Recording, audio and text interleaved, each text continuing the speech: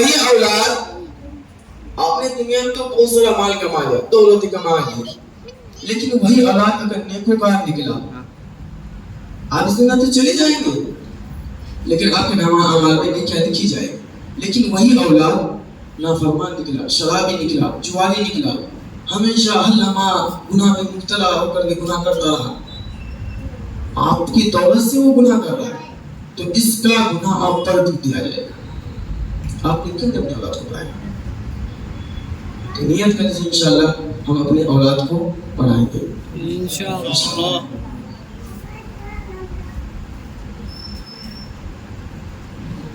میں آپ اپنی گفتگو کو اپنے موضوع کی طرف لڑتا ہوں. تو میں نے نیت کی کہ آج انشاءاللہ میں نماز کے متعلق کچھ باتیں سنوں گی. سب سے پہلے تو یہ بات آپ ذہن میں نشی رکھیے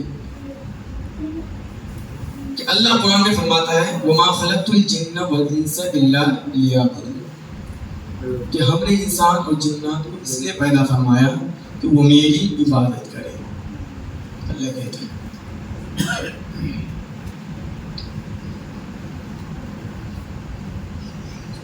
اور یہ بات حقیقی بھی ہے کہ اللہ رب العزت کی فرض کردہ تمام عبادتوں میں نماز سب سے اہم فریضہ بھی ہے. جتنی بھی عبادت ہے، روزہ بھی فرض ہے، نماز بھی فرض ہے، زکوٰۃ مالک نصاب ہونے کا زکوٰۃ بھی فرض ہے، لیکن ان تمام جو فرائض ہیں ان میں زیادہ اہم نماز ہے. اسی وجہ سے قرآن پاک اور احادیث مبارکہ میں جگہ جگہ نماز پڑھنے کی اہمیت بیان کی گئی اور تاکیدی حکم دیا گیا. نماز کی اہمیت کا اندازہ اس بات سے اب لگایا جا سکتا ہے کہ اللہ عز و جل کے محبوب صلی اللہ تعالی وسلم نے ارشاد فرمایا کہ جنت کی کنجی نماز ہے. جنت کی کنجی نماز ہے. اس بات سے بھی اہمیت لگایا جا سکتا ہے کہ نماز کتنی فضیلت تمام عبادتوں سے سب سے زیادہ اہم ہے اور فضیلت والا عبادت ہے. صدر الشریعہ علامہ امجد علی اعظمی علیہ رحمہ فرماتے ہیں نماز کی اہمیت اس سے بھی پتہ چلتا ہے کہ اللہ عز و جل نے سب احکام اپنے نبی کو زمین پر بھیجے. یعنی اللہ کو کوئی بھی احکام بھیجنا ہوتا تو سارا احکام زمین پر بھیجے حضرت جبرائیل کے ذریعے، لیکن ان تمام احکام میں، ان تمام عبادتوں میں ایک احکام ایسا بھی ہے کہ اللہ کو بھیجنا ہوا تو زمین پہ نہیں بھیجا بلکہ اپنے نبی پاک صلی اللہ علیہ وسلم کو عرش پہ بلا کر دیا اور وہ معراج کی رات میں نماز ادا فرمایا. اس بات سے بھی پتہ لگا جا سکتا ہے نماز کتنی اہم ہے. چنانچہ رب العزت ارشاد فرماتا ہے والذین هم علی صلاتهم یحافظون اولئک هم الوارثون الذین یرثون الفردوس هم فیہا خالدون. اور جو اپنی نمازوں کی نگہبانی کرتے ہیں یعنی اپنی نماز کی حفاظت کرتے ہیں، باجماعت ادا کرتے ہیں، یہی لوگ وارث ہیں فردوس کی. یہی لوگ وارث ہیں فردوس کی میراث پائیں گے اور ہمیشہ یہی لوگ جنت میں رہیں گے. اور اللہ فرماتا ہے ان الصلاۃ عن الفحشاء والمنکر، یعنی نماز بے حیائی اور بری باتوں سے روکتی ہے. اب کچھ لوگ کہتا ہے کہ نماز بے حیائی بری باتوں سے روکتی ہے لیکن میں ہی نہیں رکتا. تو اس میں تھوڑی سی ذہن نشی کر لیں. نماز کہتی ہے کہ بندہ سن، تو اگر نماز پڑھنا چاہتا ہے نا تو زنا کرنے سے رکنا پڑے گا. تو نماز اگر پڑھنا چاہتا ہے تو بدنگاہی سے بچنا پڑے گا. تو نماز اگر پڑھنا چاہتا ہے تو تجھے گناہ کرنے سے بچنا پڑے گا. تو اگر نماز پڑھنا چاہتا ہے تو ماں باپ کی نافرمانی سے بچنا پڑے گا. تو اگر نماز پڑھنا چاہتا ہے تو جتنے بھی ہاتھ پیر سے گناہ ہوتے ان تمام سے بچنا پڑے گا. لیکن اگر بندہ نہ بچے تو اس میں نماز کی کوئی قصور ہے ہی نہیں کہ بندہ ہی نہیں بچ رہا. نماز تو کہتی ہے کہ اگر مجھے پڑھنا چاہتا ہے تو گناہ سے بچ. تو سوچئے کہ کہیں ہم دل سے نماز ہم ادا نہیں کریں. اور نماز کی فضیلت یہ بھی ہے کہ بندہ اگر دل سے نماز پڑھے نا تو پھر سب جتنے گناہ ہیں سب سے بچتا ہوا نظر آئے گا. کہ جب اگر اس کے دل میں نماز بیٹھ جائے گی تو پھر گناہ بیٹھ ہی نہیں سکتا. اور جب گناہ بیٹھ جائے تو نماز ایک دو وقت فتن پڑھ لے گا، بعد میں پھر چھوڑ دیتا ہے. تو ہمیں چاہیے کہ ہمیشہ نماز پڑھے، نماز ادا کرے.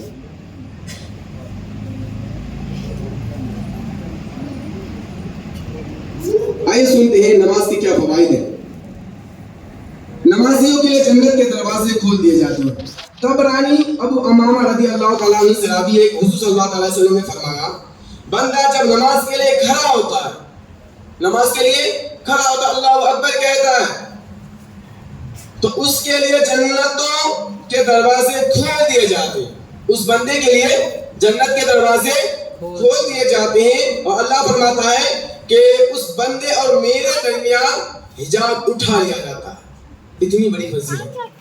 जब बंदा नमाज के लिए खड़ा होता है, अल्लाहु अकबर कहता है, तो रब फरमाता है, हदीस से पाक है कि रब फरमाता है कि मेरे उस बंदे के दरमियान हिजाब उठा लिया जाता है। और आगे फरमाता है कि हूरें उस बंदे की इस्तकबाल के लिए मुंतजिर रहती है, उस वक्त तक मुंतजिर रहती है जब तक वो बंदा सांस ना ले और ना थकान, उस वक्त तक हूरें उनकी ज़ियारत करती रहती है। ये फजीलत है नमाज के लिए अल्लाह को कहने।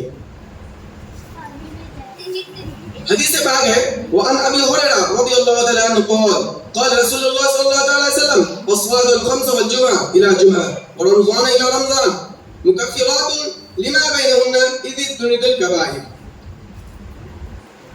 हज़रत अबू हुरैरा रज़ियल्लाहु तआला अन्हु से रवायत है, वो फरमाते हैं कि अल्लाह के रसूल सल्लल्लाहु अलैहि वसल्लम ने इरशाद फरमाया, 5 नमाजें और जुमा से जुमा तक और रमजान से रमजान तक दरमियान के गुनाहों मिटाने वाली है, जबकि कबीरा गुनाह ना हो। मतलब ये हुआ, इस हदीस पाक से ये पता चला कि इंसान अगर फजर की नमाज पढ़ता है तो जोहर की फजर की नमाज पढ़ता है, फजर की नमाज पढ़ने से जोहर की नमाज तक जो उनसे गुनाह होता है, फजर और जोहर के दरमियान जो गुनाह उनसे साबित होता है, कबीरा छोटे सगाई, जब वो जोहर की नमाज अदा करता है तो अल्लाह फरमाता है, अल्लाह उसके जोहर और फजर के दरमियान जो सगाई गुनाह होते हैं उसका अल्लाह तबारक व तआला उसके जोहर की नमाज से माफ फरमा देता है।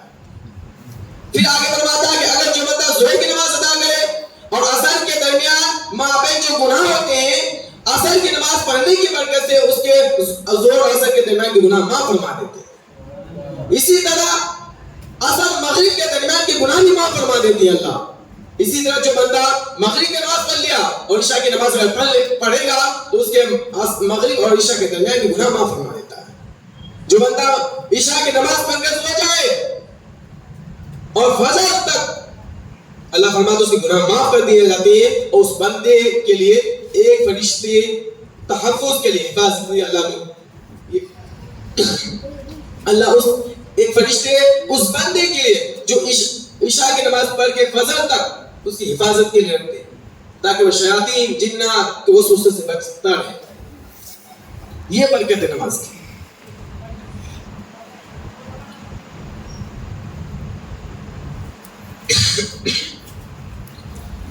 وعن أبي ذر أن النبي صلى الله عليه وسلم خرج زمن الشتاء والورق يتفاضل فأخذ بغصن من شجرها قال جعل هذا الورق يتفاضل فقال يريدها وجه الله فطاف عنه ندبه كما يتفاضل هذا الورق عن هذه الشجرة. रिवायत है अबू ज़र से रिवायत है कि फरमाते हैं कि नबी करीम सल्लल्लाहु अलैहि वसल्लम सर्दी के मौसम में बाहर तशरीफ ले गए। जब पत्ते झड़ रहे थे तो हुजूर ने एक दरख्त की 2 शाखें पकड़ ली। फरमाया पत्ते झड़ने लगे। रावी फरमाते हैं कि हुजूर ने फरमाया, ए अबू ज़र, मैंने कहा जी हुजूर हाजिर। फरमाया कि जब मुसलमान बंदा अल्लाह की रज़ा के लिए नमाज पढ़ता है तो उसके गुनाह ऐसे ही झड़ते हैं जिस तरह इस दरख्त के पत्ते झड़ रहे हैं। सुभान अल्लाह। यानी हज़रत अबू ज़र और नबी करीम सल्लल्लाहु अलैहि वसल्लम बाहर तशरीफ ले गए।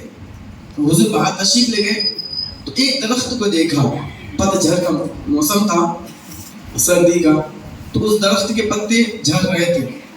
तो हुजूर ने एक टहनी पकड़ के कहा अबू ज़र से, अबू ज़र देख, ये दरख्त के पत्ते जो झड़ रहे हैं ना, इसकी मिसाल ऐसा है कि जब बंदा नमाज पढ़ता है ना, जिस तरह पत्ते झड़ रहे दरख्त के, उसी तरह उसके गुनाह झड़ जाता है जब बंदा सच्चे दिल से नमाज पढ़ता है।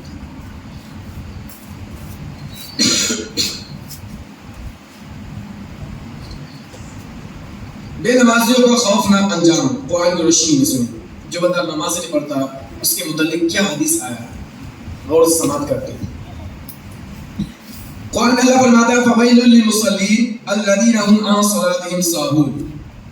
ترجمہ: تو ان نمازیوں کی خرابی ہے جو اپنی نماز بھولے بیٹھے ہیں. اس آیت کریمہ میں ارشاد ہوا کہ ویل ہے، فویل یہ لفظ آیا ویل ان نمازیوں کے لیے جو اپنی نماز سے غافل ہے. حضور صلی اللہ علیہ وسلم ارشاد فرماتے ہیں کہ جہنم میں ایک وادی ہے جس کی سختی سے جہنمی پناہ مانگتا ہے، اس کا نام ویل ہے. قصداً نماز قضا کرنے والے اس کے مستحق ہے. اللہ فرماتا ہے فویل للمصلین. یہ جو ویل ہے، ویل جہنم کا ایک وادی ہے. مطلب جو بندہ نماز جان بوجھ کر چھوڑتا ہے یا پڑھتا ہی نہیں، تو حضور فرماتے ہیں، اللہ فرماتا ہے کہ وہ بندے اس ویل میں ڈالا جائے گا جس کی گرمی اس قدر ہے،